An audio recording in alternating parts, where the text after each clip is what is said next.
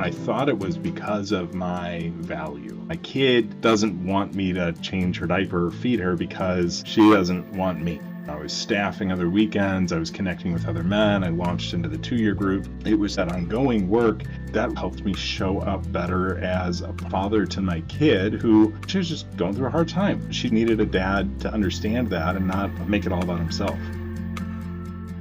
Welcome to the Crucible Project Podcast. The Crucible Project is a nonprofit organization committed to creating a world of men and women who live with integrity, grace, and courage, helping them to fulfill their God-given purpose. This podcast will discuss important and sometimes difficult topics while delivering practical life applications with men and women who are currently practicing this work. We are igniting Christ-like change in men and women through experiences of radical honesty and grace. Welcome back to the Crucible Project Podcast. I am your host for this week. My name is Joy Dunning, and I'm here today with my all-time favorite guest that we've ever had, that we ever will have, arguably one of the most handsome guests we've ever had as well. I'm here today with my husband, Mark. Hey, thanks for having me. So Mark and I are talking about the dynamics of Crucible on our marriage, on our parenting, our relationship with the world around us. But before we do, Mark, if you could just tell us when you went on your initial retreat and where that was as well. So it was August of 2012, and I went to Williams Bay, Wisconsin. You and I were fairly early married at that point, and a buddy of ours, Robert Locklear, was our worship pastor, and we were bringing him this dynamic to my memory. This is how it went.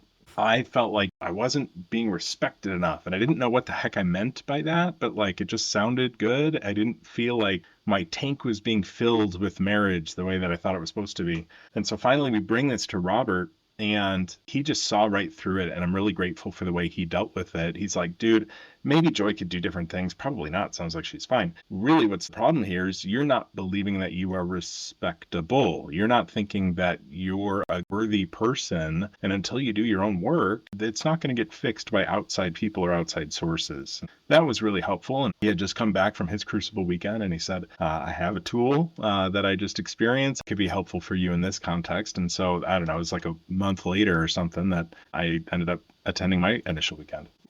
I was terrified. If we have any wives listening and your husband is considering going and you're uncertain about it, let me tell you, I was there too. I was 9 weeks pregnant with our first kid when you went on your initial retreat, and I was so afraid. Everyone talked about how transformational the weekend was and so impactful, so powerful, whole new outlook on life. And I was terrified that you were going to come home and say, you know what? I realized while I was there, I don't want to be a dad anymore, and I don't want to be a husband anymore. And I'm just going to go experience single life again and do my own thing. And so it was really quite scary for me. I didn't know who I was going to be getting coming back home for a few reasons. First of all, I didn't feel like there was this huge problem that we had that I needed you to completely change. I liked who you were at the time, and I didn't want that to be different. I was scared too if you did change, if I would be included in that plan. Mm-hmm.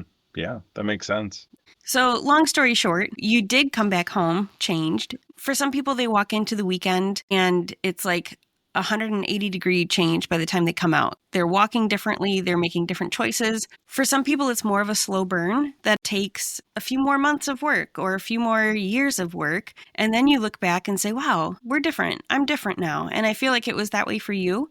I know it was that way for me. I did my initial retreat with Crucible in 2019, and I learned a lot of truths about myself. But really seeing the impact of that, it took some months of work to look back and see the difference that it made. I'm fairly thick-headed, and so I'm similar where the experience was good for me on the weekend, but it was really more getting the ball moving. It wasn't this night and day difference sort of a thing. It felt more like putting me on the right track that I wanted to be on so that I could grow into more of the person that God was inviting me into being. And it really was a slow burn of the many ways that it impacted how I was showing up as a husband and then a father and an employee, just touching all areas of my life. It's taken a while, and I find that the work is still being used by God to sort of knock off some of the high spots on me. If you can remember, what are some of the takeaways that you have from the retreat and some of the things that you knew you wanted to start doing differently right away? Sure. I remember the immediate implications were having that perspective, like I was talking about at that coffee with Robert, that, gosh, yeah, there is work for me to do around my own self-worth, seeing myself as an image bearer of God and addressing how and why I've been believing a lie of that not being true and what to do about it. And so that was the beginning of a process on that. And then Bethany, our oldest, was born. And she just had lots of opinions early on. She wanted you, mom, to do all the things all the time. And, first time parent and the youngest in my family, I didn't have a clue what to do with babies. It was really hard because I defaulted back into this mode as our oldest didn't want dad to do certain things. I thought it was because of my value, that it's, my kid doesn't want me to change her diaper or feed her because she doesn't want me. And I slipped into that thought process per usual, per normal for me, but it was through this work ongoing because it was, I was staffing other weekends, I was connecting with other men, I launched into the 2-year group and additional retreats and all that. It was through that ongoing work that I was able to sort of separate that out and say, I have a kid who is going through her own stuff, and I need to love and serve that kid to the best of my ability.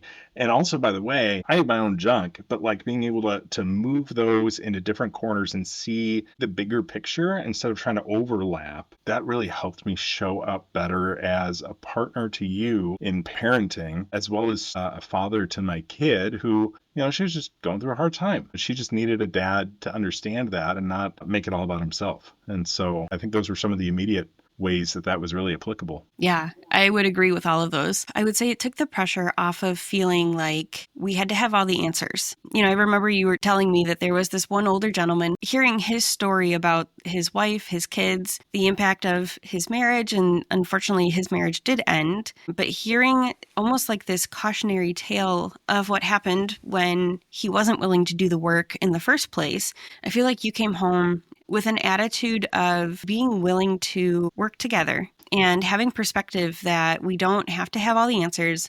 We don't have to know what's next, but we do have to be willing and committed to working on ourselves for the betterment of not only ourselves, but for each other. And that was a big change because that was not necessarily something modeled in either of our homes growing up. I'm sure some of this is my perception because I was a kid, but I just always assumed that my mom and dad knew everything. And I didn't see my parents really interested in doing a lot of personal development. I feel like your weekend started to give us permission to lean into those spaces. And I think that was a game changer from the get-go. Yeah.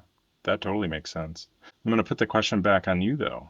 What were some of the implications, the applications that you had to your life after engaging with your work? And I know you had done other work as well, but what were some of the earlier ways that you found engaging in soul work had application? Well, first of all, this is the problem when you have your spouse as a guest. They like to turn the questions around on you. But the first thing that comes to mind is personal accountability. One of the shifts for me coming home from my initial weekend with Crucible was acknowledging there's a need for it, but also recognizing that the need is there because I'm not doing it right now. By the time I went on my initial retreat, our oldest was 6 and in a really strong Spitfire stage of life. And our middle child, he was our youngest at the time, he was 3. And so we were in this haze of everything is a battle. Like I just lived life stretched and exhausted. That would come out sideways on the kids all the time. Going on this weekend, learning about the value of personal accountability and looking at the ways that as a little girl, I wanted my adult in my life to do that and they didn't. I really came home with a different perspective of how I look at my kids and how I want to show up as a mom. So am I doing it perfectly since? Nope. Even just this weekend, we were talking about this. I am not showing up in my life the way that I want to as a mom, as a wife, as a friend, let the list go on. But there's tools, there's learning and growth that come from being in community with people who have gotten it right, who haven't gotten it right, and who are trying to figure it all out together. And I'm so stinking proud of you. I mean, you've been doing the hard work and you are annoyingly hard on yourself. I see the progress. I see the intentional hard work to grow the way that you have. And I mean, there's just nothing more humbling in my mind than apologizing to like a 3-year-old who I'm still teaching how to wipe their butt, and they're like 99% wrong on something, but like I was overreacting or whatever, like I was yelling and it wasn't really necessary or whatever. And like having to humble myself and say, kid, I'm sorry. Like that's just not the way I wanted to show up. It wasn't appropriate in the situation and I was overreacting. But doing that myself, seeing you do that, I see such a openness that our kids have in apologizing and owning their pieces of things. And I'm excited for that kind of culture that we've set and the kind of humans that we're helping raise, where they're open to saying, hey, I didn't show up the way I wanted to, and I want to make that right. And I want to make a change moving forward the best I can. Yeah. Well, and even as you were sharing that, it reminded me that a big learning for me has been taking accountability for my part of things. And that doesn't mean that I'm taking accountability for all of it. As a kid, it felt like if I were to apologize for something, what I'm saying is it's 100% my fault and 0% your fault. It's been a game changer for me to learn what it looks like to actually take a look at situations and own, even if I feel like you're at fault in this too, what can I take ownership of along with that? And there's a much bigger invitation in all situations. Sure. There is a part for me in all of my interactions with other people that I can own and take accountability for. And I feel like that's been a big change in our marriage too. There's been times, because you are familiar with the work, that we'll be in the midst of an argument and you might see me defaulting back to the ways that I engaged with conflict as a kid. I'm just going to be quiet, be small, let you say what you need to say, and then I'm going to move on and pretend like it never happened because I don't want to feel this way. You have helped push and lean into some of those places lovingly and say, are there parts of this that you can own? Do you see XYZ? And I don't always like what I see in the mirror, but you're that mirror for me to help me take a look at the parts that I can own and the ways that I do contribute. I've been able to do the same for you, and there's freedom in that.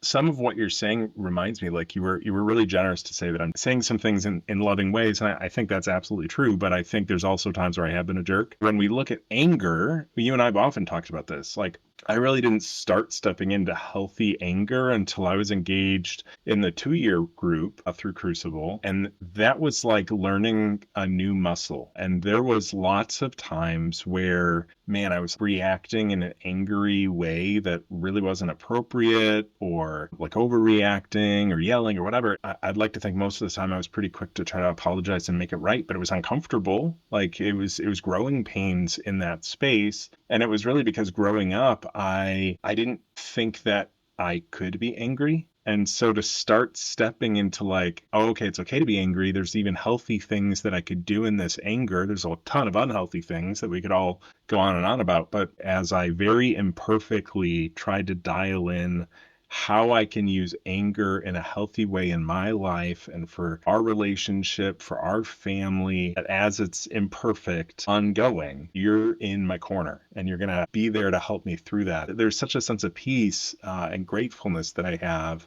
that I get a partner who is so much in my corner on that. Yeah. I think going into marriage, we had the commitment figured out. We knew at the ripe young age of 22, neither one of us were perfect.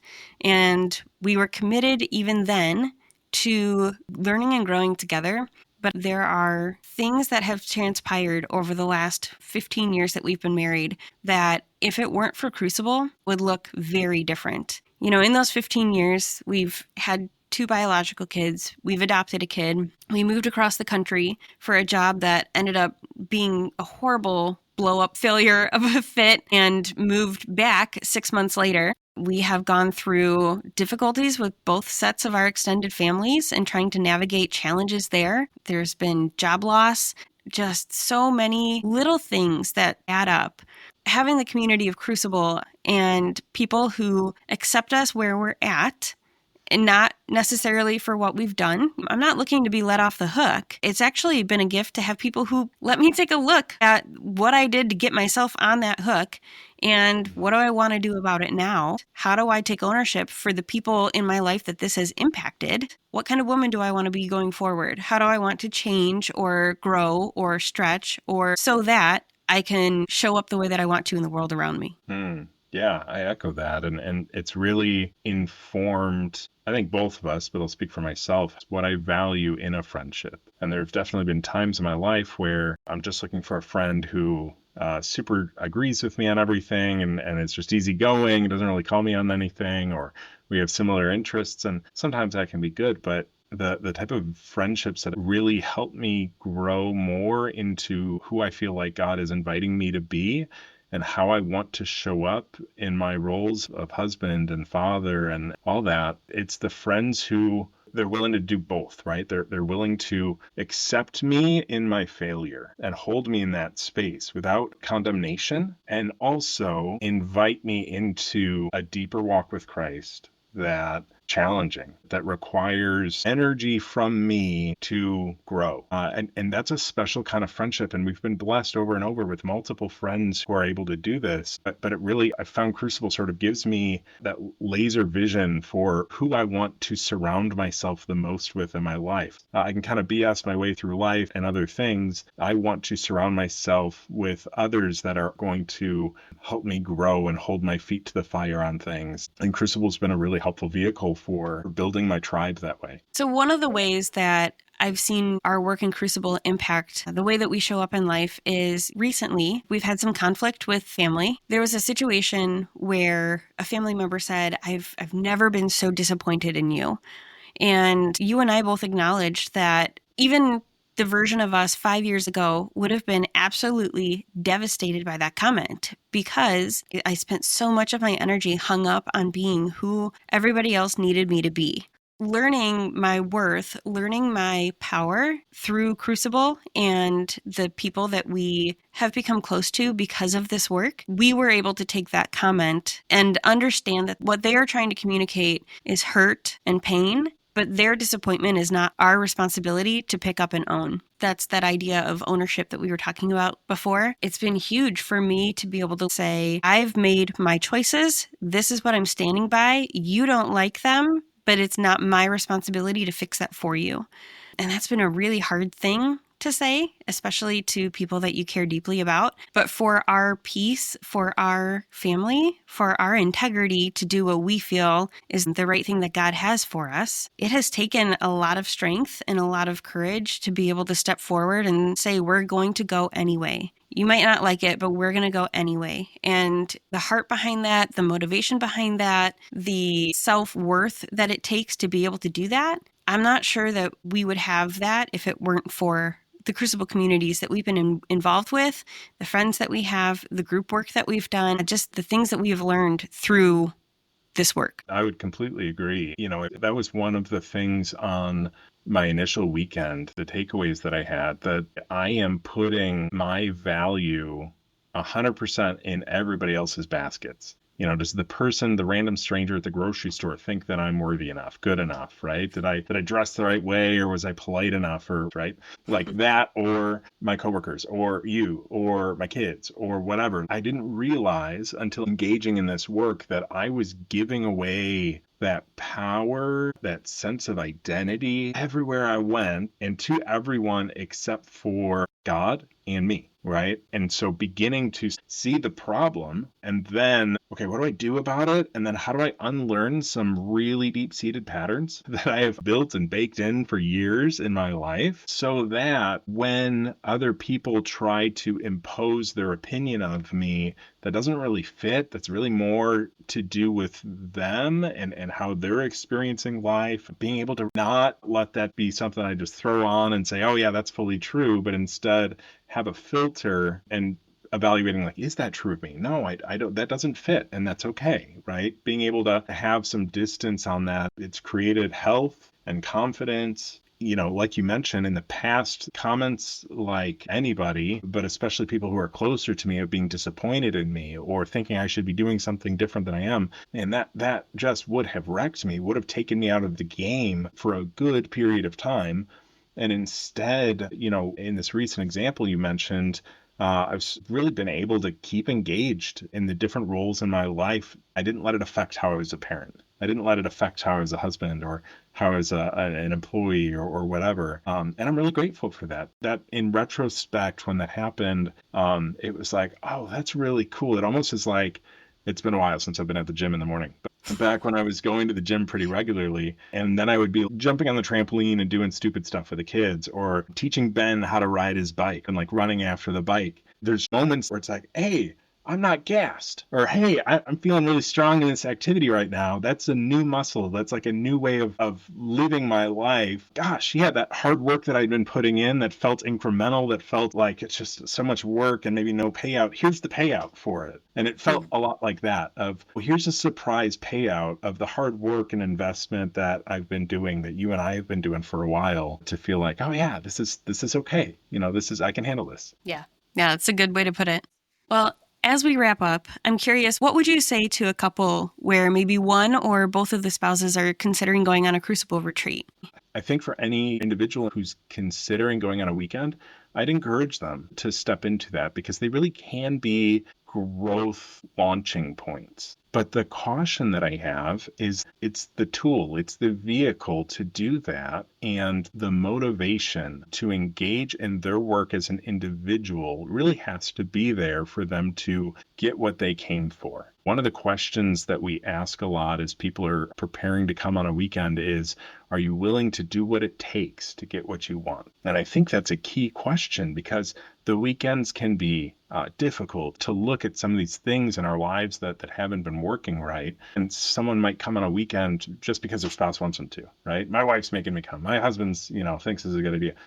What I hear in some of those comments is, I'm not really ready to do the work, but my spouse thinks that I should, so I guess I showed up. So that's the nuance that I have, the caution that I have for individuals. Be willing to take responsibility for your own portion of how life is not working the way you want. And going on a weekend might not fix your relationship. It might not fix your partner, but it can be a launching point toward growing for yourself individually. And gosh, it can be really special when a couple gets to engage in this type of work together, because then you have two people who are dedicated to their own growth. And when you pair that with a dedication of commitment to each other, that's really powerful, where I just feel like I won the lottery getting to be married to you and have the marriage that we do. I feel very supported and excited about our future together. Me too. I'm so grateful for you, and I'm so grateful for your investment in the work of Crucible that started 13 years ago now. I know we would be in a very different place if it weren't for your willingness to jump in and say, hey, I'm going to go first. I don't have all the answers, and I'm ready to grow and I'm ready to change. And that changed the trajectory of where our family was heading. The difference that leaning into integrity, courage, and accountability, not only with our world around us, but with each other and our kids, has been the game changer for our family. So I'm grateful for your willingness to go, and who knows what the heck is coming in the future, but I'm glad to have you by my side for all of it. Same. For more information about our weekends, please go to thecrucibleproject.org. Or if you're ready to get started on your transformational journey right now, you can connect with one of our Crucible certified coaches for a free 30-minute session at thecrucibleproject.org/coaching. That's thecrucibleproject.org/coaching. If you like what you heard, connect with us on Facebook, Instagram, and Twitter. Rate and review wherever you are listening, and don't forget to subscribe on your preferred podcast platform. Thank you for listening.